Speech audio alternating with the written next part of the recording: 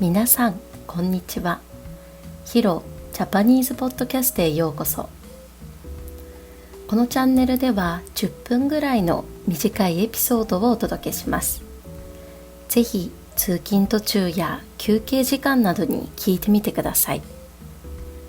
今回のテーマはビビるです。ビビるという言葉聞いたことありますか？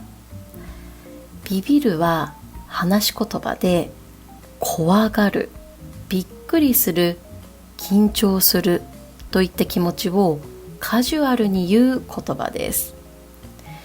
つまり心が一瞬ドキッと揺れる感じ、心が動く状態です。3つ意味を紹介します。1つ目が怖がる。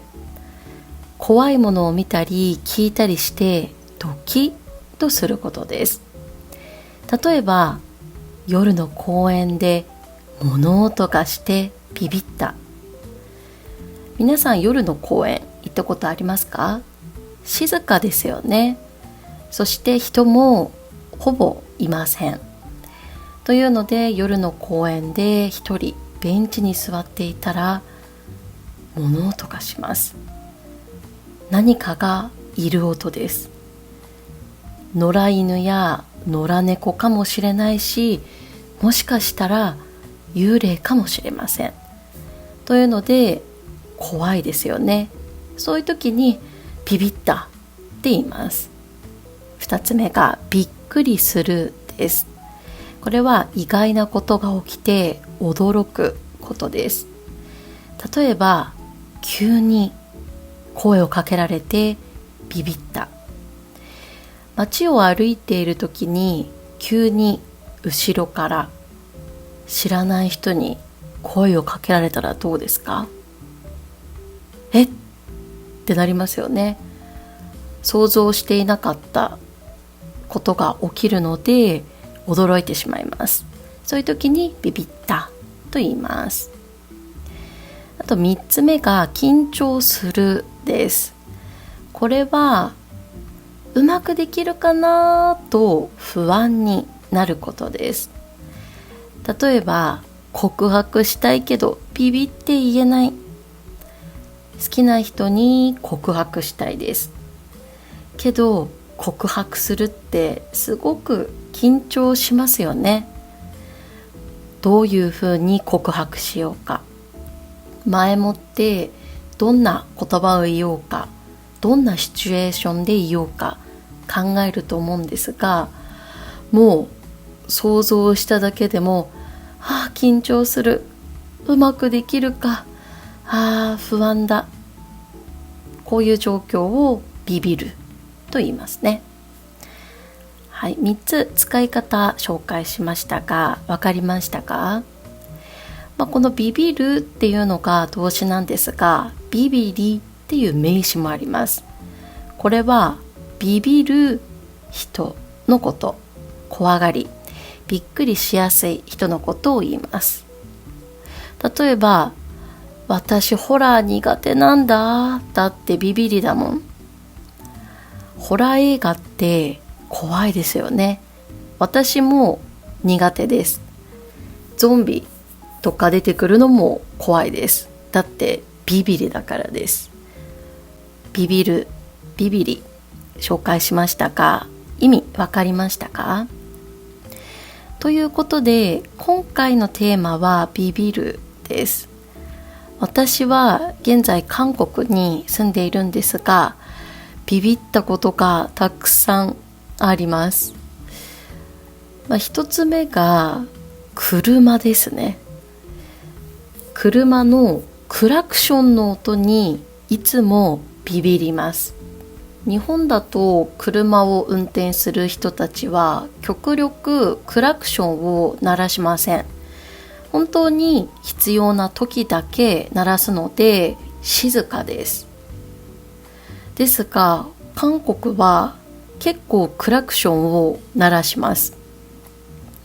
早く行ってとか止まらないでとか邪魔だとか、いろんな意味でクラクションを鳴らしていると思うんですけど、そのクラクションの回数が多すぎてビビります。私は車は運転しないんですが、歩行者として歩いているだけでもビビります。慣れるしかないですね。けどなかなか慣れないですね。あと2つ目が電話です。韓国って連絡手段としてよく電話使うと思うんですけど、電話が本当に慣れません。これも日本だったらあんまり電話って使わないんですよね。そもそも電話番号を交換するっていうのもあまりないんですよね。家族とか、あとは子供がいるんだったら学校とか保育園の連絡先とか、必要な人とか必要な場所の電話番号っていうのは知っているんですが、友達と電話ってあまりないんですよね。はい。なんですが韓国ってすごく、気軽に電話をする習慣があって、私は今でも慣れません。はい。知っている人であっても私は結構ビビります。急に電話が来ると、あれ私なんか悪いことしたかなとか、なんかすごく心配になるんですよね。あとは見知らぬ電話番号から来た時も、この人誰って私なんか怪しいサイトに登録したっけとか、なんで私の電話番号をこの人知ってるんだろうとか、すごくビビります。はい。あと韓国語で電話するのも結構私は緊張するんですよね。聞き取れるかなっていうのもあるし、何を言いたいのか、そのカカオトーク、LINE みたいなものですよね。そういうものだったら見て、後で分かんなかったら翻訳機にかければいいやってなるんですけど、電話だと一瞬で過ぎてしまうし、聞き返してもよく分からない時があるから、雰囲気で終わっちゃったりとかして、なんて言ってるか全然分かんなかったみたいなことが多いので、もう電話自体がもう怖くてビビりですね。はい。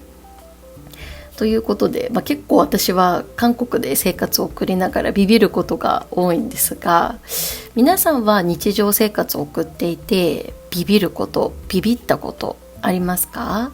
ぜひ考えてみてください。今日出てきた単語を復習します。ビビる、ビビる、ビビり、ビビり、物音、物音、意外だ、意外だ、ホラー、ホラー。今日の動画はここまでです。また次の動画でお会いしましょう。バイバーイ。